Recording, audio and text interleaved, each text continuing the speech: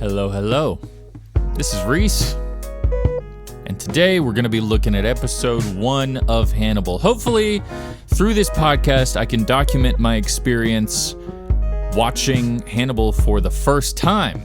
And the fun part is that the show is going to be co-hosted by my brother Gabriel, who's seen the show like a million times. So, should be fun. Buckle in. Let's get to it.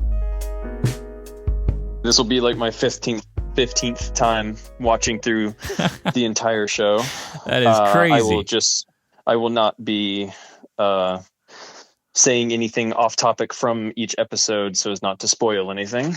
I'll keep my excitement to a minimum.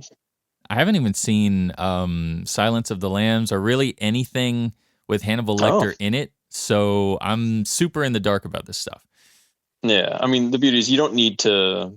it fully introduces you. So you don't... Silence of the Lambs is like a good primer, you could say, but by no means necessary. Yeah. Well, the first episode is pretty heavy with some, I guess I'll just say complex things. Right. Well, it kind of starts out with a red herring because I thought that Will, the main character, was the killer, right?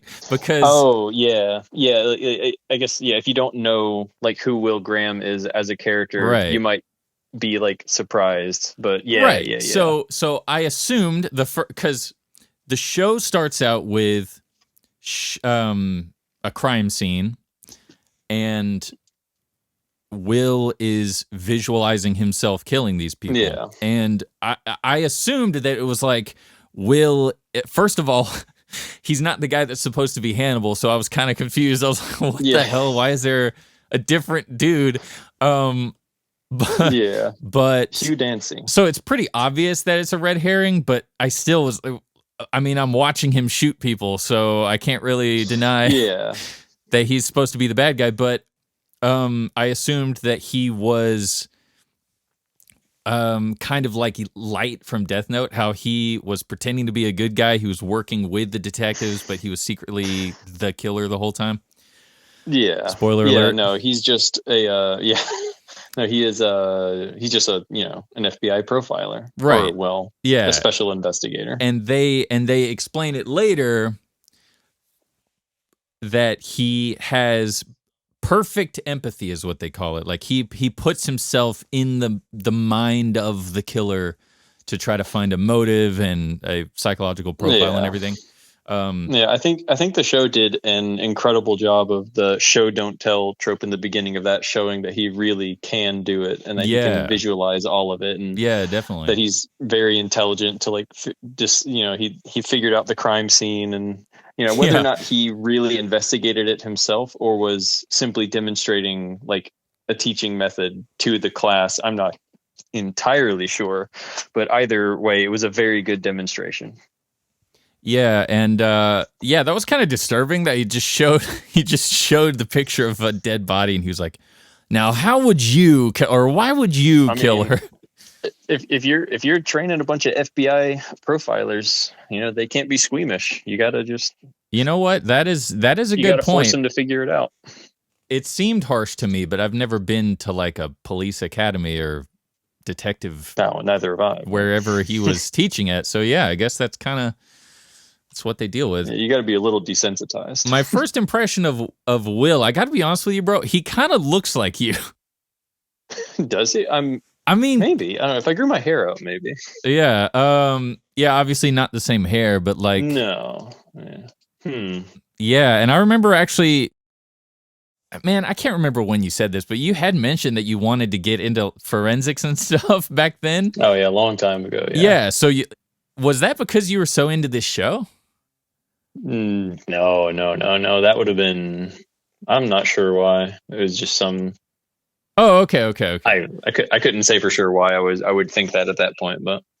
Because you know how that works. Like, I wanted to play tennis because I read The Prince of Tennis, remember? And like... Yeah, I mean, when you're young, you always have like an obsession of doing something that you see that seems spectacular to you. Yeah. Like, I totally missed the point. I think the point is if you get inspired by a show like that, you should like take their passion for what they do and try to channel it into what you do instead of just like adopting their passion, you know? Yeah. Like how many people definitely. watched Rocky and wanted to get into boxing just because they watched Rocky instead of like, I don't think that's a good basis for starting a career or something, Yeah, no. It is definitely about finding your real passion, But yeah, or your personal passion. It had a great start because it starts right off with like this extremely stylish like blood and gore. With there's the thing. There's a lot of violence and gore in the show, but it does it in a very artistic way constantly, to the point that it doesn't feel disgusting. Yeah, it felt very like comic booky. It felt kind of like it reminded me of The Shining because there's like a red door, Yeah. in the very beginning, and also halfway through the show, he's washing his face in like a red bathroom. Yeah. The color aesthetics the show are so good. It was super cool, man. And also the speaking of that, the lighting is so good in these shows. Like, it was so dramatic when they were having. Okay, I don't want to get too far ahead, but there's a scene where they're eating breakfast, and the light is just like outlining their faces, basically. Yeah, that was you super can tell cool. Everything is incredibly well thought out. Yeah, because it looks like they're just having a casual breakfast, but at the same time, the lighting is so dramatic. It kind of fits the horror of what is happening in that moment. But yeah, we don't want to get too far ahead. So, although I don't know if we're gonna go through this in chronological order. I mean, I don't know what all notes you have, but I just made some notes to fill in certain things that might not be mentioned. Okay. Well, yeah, so the second time I watched it, I realized that Will was so I guess the first time I thought he was the killer, and these strange faces he was making was like, I thought he was maybe conflicted about what was happening, but then I realized he's visualizing what is happening, and he's kind of horrified at what he's seeing, right? Yeah. Yeah, and like what he's even like imagining he's doing. And yeah, right, because he puts himself in those situations, so that is really it's got to be disgusting, Yeah, especially for someone who is, a moral and ethical individual. I just got to say though, what's funny is the more shows like this I watch, the more I realize how Death Note was just like a hodgepodge of different tropes thrown together, because like this show has so much Death Note in it. It's got the kind of weirdo genius detective dude, which is Will, but like he's basically L, from Death Note. Yeah, kind of. Yes. I mean, I've never watched or read Death Note. Oh well, okay. At least in its entirety, but I know of it. I know the story, but I've never like watched it. But I know what the story is, and there's L, and there's Light. Hannibal's basically Light because he is a killer, but he's an absolute genius, and he's a genius killer, and he's working with the people who are trying to catch him, basically. Which is that's what happens in Death Note, and the rest is yeah. This is a lot better than Death Note, I will say. A lot better. Yeah. Death Note's one of those shows that you think is like really smart and cool, and then you grow up and realize, oh wow, okay, I really should have just watched Hannibal or something. Yeah. And speaking to Hannibal's, actually, the way they introduced Hannibal, I thought was really smart as well. They introduced him right as they figured out that Garrett Jacobs Hobbs was eating his victims, and it introduced him. That was one of the coolest entrances I've ever seen in a show. Although maybe "cool" is the wrong word, but like it was just fucking creepy as hell, man. That was crazy. Like he's sitting at his dinner blew table. my mind, because they're like, oh yeah, he's eating them or whatever, and then it just cuts to freaking just showing him eating like I mean, with Hannibal, it could be either really actual fine food or a person. You're right. not really Exactly. not That's very the point. sure, Is that you don't know. But like, oh because man, he does enjoy the finer things in life and the finer foods. He doesn't always like just eat people, but you can't really be sure. Speaking of which, what is going on with? Are you supposed to eat lungs? You can eat lungs. He fed some of the lungs to Will as well. Yeah, why? That's what the hell? What do lungs? I mean, taste like? I don't know. I mean, they're made of meat, just like and like muscle, just like anything else. You could cook it and eat it. I mean, yeah. I don't know. I don't know what it would taste like, or if it would feel gamey or something. But you could cook it and eat it. Well, apparently, according to Will, it's delicious. Yeah, I mean, Hannibal's an excellent chef. You saw the whole scene of him, very aesthetically cutting it up and cooking it. You're really, Beautiful really flame good scenes coming off of those like human teenage girl lungs. Were really, Actually, part of the thing that is about him killing her and taking her lungs that made it so to me so it's smart was when he met Will, and with the first time meeting Will, first time seeing any of the evidence and briefly looking over the profile, he knew exactly how to kill someone to like get Will to realize what kind of person the killer was. Yeah, like that alone shows how much more intelligent Hannibal is than everyone else in the show immediately. I mean, I'm glad I watched it twice. I will just say that, like, you can't catch everything the first time, No, not really. You might be able to catch it, but like, it kind of gives you information out of chronological order, so it makes sense to go back and watch it again. That's all I'm saying. Yeah. I mean, I have so many questions. How do I sum up the events? They're investigating a killer who's killing similar victims, but it's across the country. Yeah, a few different. Well, I think it's like 3 or 4 states. Yeah, in like a group. It's pretty widespread because, and you see, because there's the map that is outlining all of it. Yeah, evidence board with the strings and So I don't know how he's pulling that off, and but we'll get into it. So they call Will because he's the guy. It's kind of, what it reminds me of? It also reminds me of the Batman. Have you seen the new Batman movie? Yeah, I love that movie. I like it more than Christopher Nolan's movies. Dude, I do too, man. Like something about that movie. I love Christopher Nolan's movies, don't get me wrong. Oh, yeah. I'll be honest, I don't really like the Batman Begins, and I don't really like Dark Knight Rises. It was the most aesthetic Batman we have ever seen. Yeah, definitely. He was, I think, because there was a lot more Batman than Bruce Wayne, and there was a lot more investigating. I mean, Christian Bale's fantastic. I love watching Christian Bale, but like, I want to see Batman in a Batman movie, to be perfectly honest. Yeah, exactly. But it reminds me of that because you've got the, it's kind of like the Gordon Batman dynamic where there's the guy who is kind of at the end of his rope and he needs the help of this kind of wild card. Yeah, Jack Crawford, played by Lawrence Fishburne. Yeah, Lawrence Fishburne. Such a good, every actor does such a good job in their roles too. Like, it doesn't feel like a typical TV show because like the color grading is so good. The music for the show is so good. Like all the actors are just, it's so, like you can tell, like it feels like every bit of that show was written and storyboarded and thought out before they even started shooting every episode.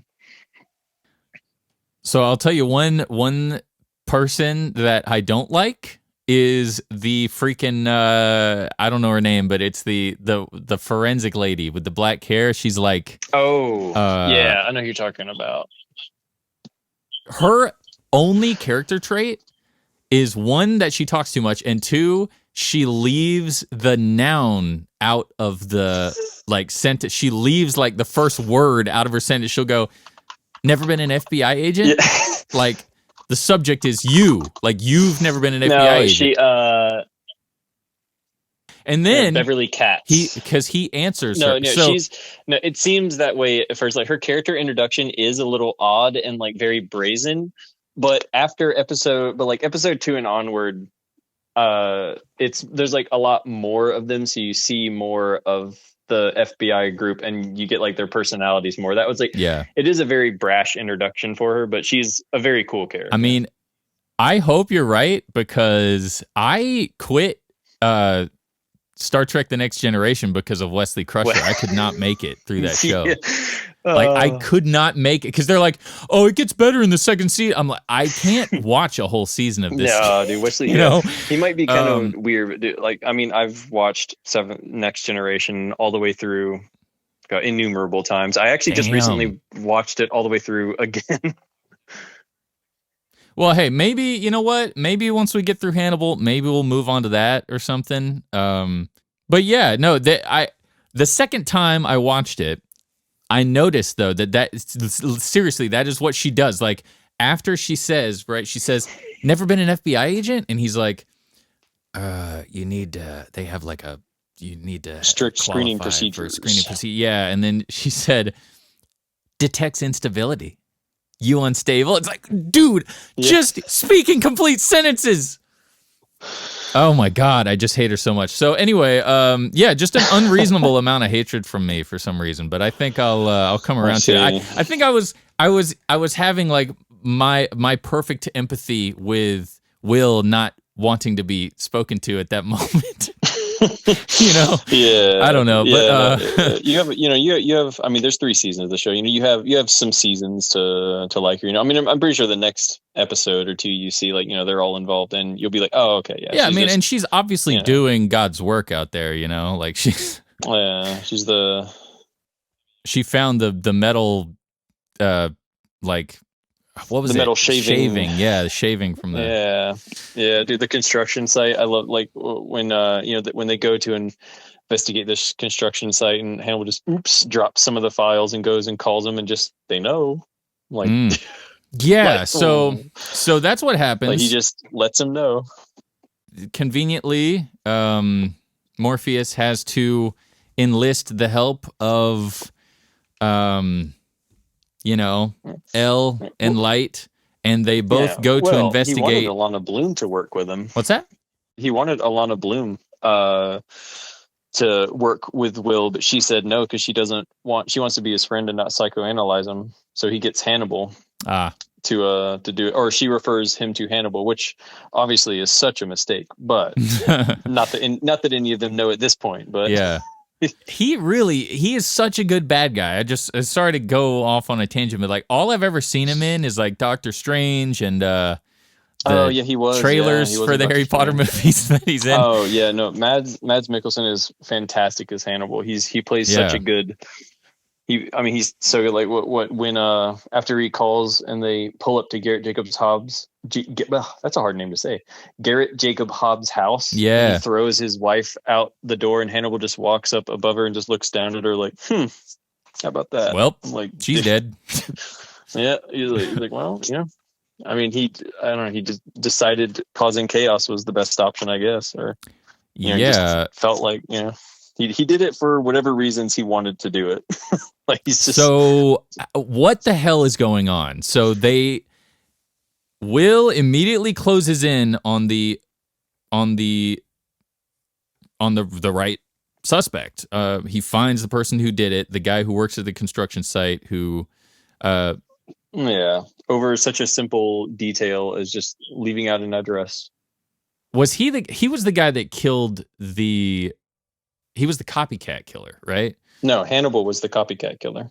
Hannibal was what the heck? Okay. Because Garrett Jacob Hobbs was the Minnesota Shrike, and for whatever reason, his daughter, Abigail, leaving for college was traumatic enough for him or upsetting enough for him that he was killing a bunch of other girls that were like her so he wouldn't kill her. Essentially. Okay, I get it. Okay, so he killed that. Jesus, I'm not gonna get this until I watch like a few more episodes and it all like comes together. Yeah. No, and actually to roll back the time on the episode back a little ways, the when they're investigating the latest girl that was taken before they bring Hannibal in, and they find her in the room, and he didn't take the organ, and he put her back because she had cancer. Mm-hmm. It was very cool to me to see, like, when he got home, his dream, to see like the vivid imagery in his dreams where she floats up by the bed and is mounted on antlers, like his subconscious figuring out what's going on. It's the imagery and everything that happens in episode 1 is like a continuing theme. Like, unlike some shows where like episode 1 has certain things and they don't continue it through the rest of the show because it was like a pilot and they change a few things. The show, the aesthetic of it and everything remains the same throughout. All right, that begs the question: what the hell is the deal with the antler velvet? Because the girl was mounted on antlers by the dad. By the killer. So Yes. then Hannibal did the same thing. What? Yeah, he killed her, but he couldn't because he's like a hunter or like hunts deer and stuff or whatever. He like couldn't like eat like a part of her, like honor her in whatever that means for him. So he like put the antler velvet in her wounds and laid her down to like try and say like, sorry, like obviously it wouldn't heal her because she was already dead. But yeah, that was insane. That's crazy. Yeah. He is very crazy. So you killed her, and now you're putting antler velvet in her wounds. You're weird, man. Yeah, anything that, if your child is going to college and that drives you to murder people or even murder them, you're clearly disturbed in many, many ways. Yeah. That was strange. I mean, season 1 through 2 is a complete story, like unbroken, like arc, and then season 3, because it was going to be a 5-season show, but it because it was kind of niche for who watched it, it only made it to 3. So 3 wrapped it up. Yeah, more like it wrapped it up, but with a possibility of continuing to 4 and 5. So 3 is its own sort of 2-part story within its own season. Oh, I see. Well, that's a shame. What network was this on? Showtime. I'm trying to think of... Showtime also did Dexter, and they did Penny Dreadful, and... Oh, okay. They do a lot of really big budget shows that ultimately they end up not being able to afford versus the amount of people that watch them, so they canceled them early. Was Penny Dreadful canceled? It was, yeah. It was gonna be another 5-season show that ended up only being 3, but it didn't end quite as good as the others. I mean, you can see how like a show like Hannibal might not get a super, super wide audience. I mean, it is very good, but it is, yeah. Yeah, I guess the downsides to this is that it is kind of confusing. So like maybe people wouldn't, if you're not interested in it, then the confusing aspect of it wouldn't pique your interest. It wouldn't intrigue you. It would just like turn you off, I guess. Yeah, and it is also mostly conversations between characters. There's very little in the way of like big action sequences at all. Like it's mostly, but right. It's not. I mean, it's just not the kind of show to have big action sequences. It's all the most interesting moments are the ones where there's two characters having some kind of like veiled conversation with each other. Yeah. Yeah, there's the only other downside I would say is that the dialogue can be pretty freaking pretentious when it's, especially Hannibal himself just is such a intelligent dude that like he speaks. A lot of the conversations are like that because I mean it is a bunch of like intellectuals talking about intellectual things. So it is, there's a lot of conversations like that. Yeah, it was mainly just the scene where he's trying to psychoanalyze Will, and Will gets pissed off. Yeah, he ambushes. An intellectual ambush, you could call it. Yeah, not trying to make a great impression, I don't think. No, it is I mean, it probably was. Damn, sorry, I was talking like that lady. What lady? I said instead of saying he was not trying to make a good impression, I just said not trying to make a good impression. If she does that in the next episode, I'm keeping track, man. She's gonna keep doing that. I bet you money she's gonna keep doing that. We're gonna have a running tally on screen each episode. Yeah. How many times does she skip half her sentence? Listen, all you need is the meat of it. All you need is the meat. All you need is the meat. Why use many words when few words do trick? Kevin Malone style. Yeah. I have 2 final questions here. All right. One, I noticed right off the bat in the beginning credits, it says based on characters from the book Red Dragon. So the question is, have you read Red Dragon?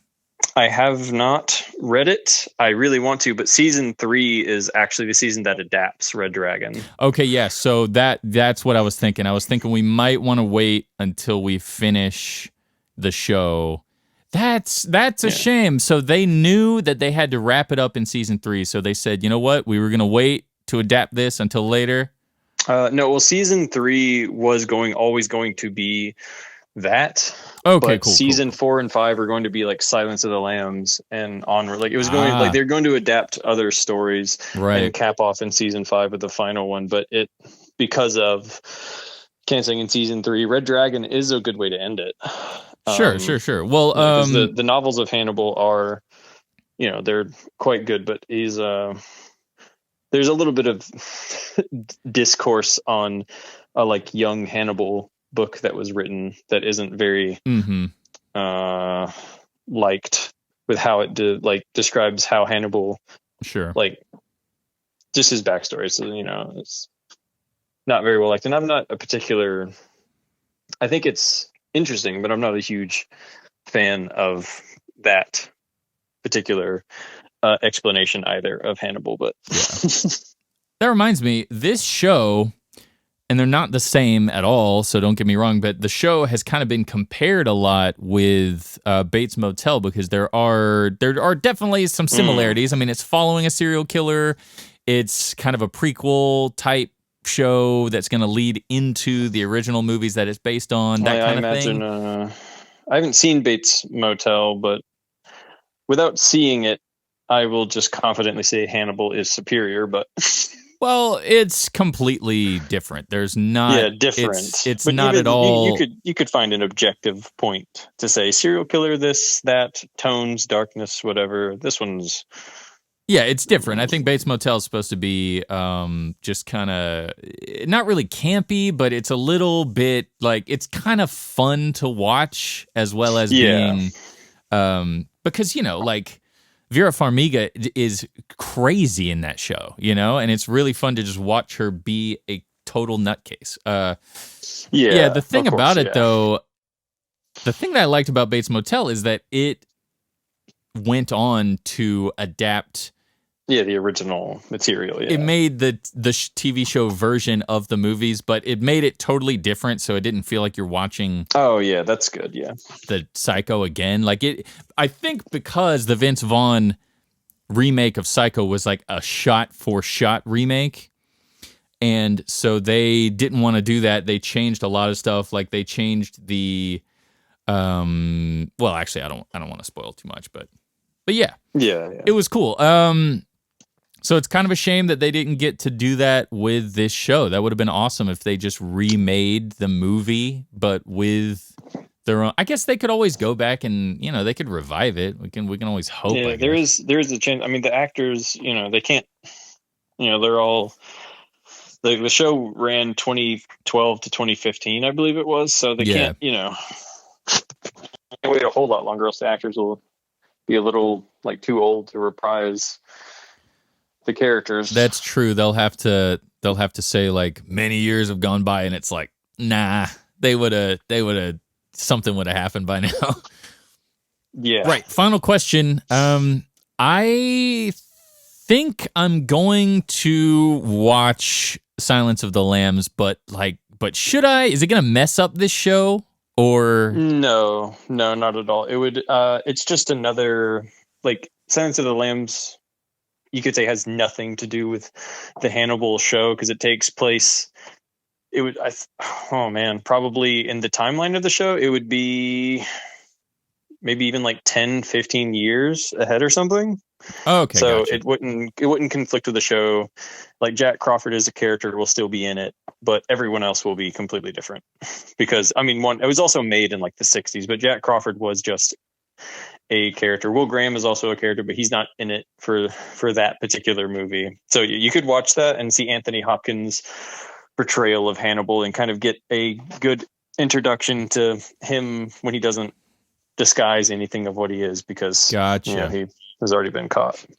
Okay, yeah, because I think that's the idea behind this show, is that they kind of, it seems like they expect you to have seen. You don't have to see it because the show is great by itself, but I feel like they kind of expect people who have seen Hannibal to be watching the show. You know what I mean? Yeah, because I guess it is something that would be. I mean, not, you know what I mean? Silence of the Lambs. Sorry. Yeah, it would be a pretty easy thing to assume that someone who's going to watch a show called Hannibal has seen Silence of the Lambs, because it's such an iconic piece of Hannibal media.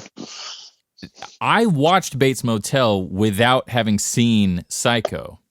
And then I watched Psycho, and I watched Psycho after having seen a few seasons of Bates Motel. It wasn't concluded yet at that time, but I felt bad because I realized watching Psycho that they had put a ton of references to Psycho in Bates Motel that I had missed, and they looked like Bates Motel references in Psycho, you know? So does that happen in this show? Like, am I going to miss stuff like that if I don't see it? No, they don't reference as far as I am aware, really. They don't really do any sort of referencing Silence of the Lambs. Like, the show takes itself, well, maybe not, like, I don't want to say like it takes itself seriously. I mean, it does, but it's not like a network show that like sort of like references other things, or like it. Right. The show is very, it exists as its own entity. Well, that's cool. That is another really big distinction between this show and Bates Motel, because Bates Motel was very much like, it loved peppering in little Easter eggs, or like little. I mean, they do just straight up copy some scenes. Yeah, well, I mean, it's so iconic. Of course, you would. Right. And again, that's not a bad thing for Bates Motel. I mean, it was awesome, but it is just kind of a different thing. Okay, cool. Dang, I got my work cut out for me, because I gotta see Madam Web, but I want to see Silence of the Lambs, and then I have to watch episode 2 before we come back for another episode. So yeah, I'll say Silence of the Lambs is a masterfully made film. Okay, that's awesome, because I gotta tell you, the only thing I've liked Anthony Hopkins in is the Mask of Zorro. Transformers 5. Oh, I didn't see that. Well, it's not good, but he's very funny in it. Have you seen Bram Stoker's Dracula in 1992? No. Ridiculously horny movie, but he's in it and he's chewing up the scenery in it. I just got really sick of Anthony Hopkins, man. I don't think he was a good Odin. I'll just put that out there. I think he was just collecting a paycheck, let's be real. Dude, but yeah, that's what it feels like most of the time when I'm watching Anthony Hopkins. I'm like, okay, he's just the token wise old man in every movie. Yeah, well, I mean, you get typecast at some point. Yeah, but no, yeah. He's I got to go back and like watch his older catalog when he was like kicking ass, His performance as Hannibal is without a doubt the most powerful in the movie. Like, it's when you're done with the movie, you can't help but only think about him. I mean, everyone else is good, but dude, Hannibal, man. Yeah. Well, we've come to the end. We have come to the end. Believe me, it took us a while, but we've come here. Yeah. And you know what? The end of the episode did not feel like an end. I will say it took a lot of willpower to not just autoplay, because it started to autoplay. It said next episode 5, 4, 3, and I had to cut it off. Oh, yeah. So I'm pretty hyped to get in and watch episode 2. So let's do it, and I will catch you on the flippity flip. Make sure to smash that like button. Smash that like button. Hit subscribe. Follow us on all the platforms, wherever we are, wherever this is being listened to. Yeah, creating a Fannibal. Creating a Fannibal fan of Hannibal. By the end of it, just like the rest of the fan base, he will ship Hannibal and Will Graham. He would. Yeah, I mean, I can Guaranteed. see the chemistry there for sure. You know. Oh yeah, sexual chemistry. All right. I mean, I think that's just Hannibal's MO though. Like he can just look at somebody and it feels like that's just Mads Mikkelsen. Yeah, exactly. He's just got the allure. But anyway, all right. Rambling again. So I'll see you next time. Yeah. Peace. See you later.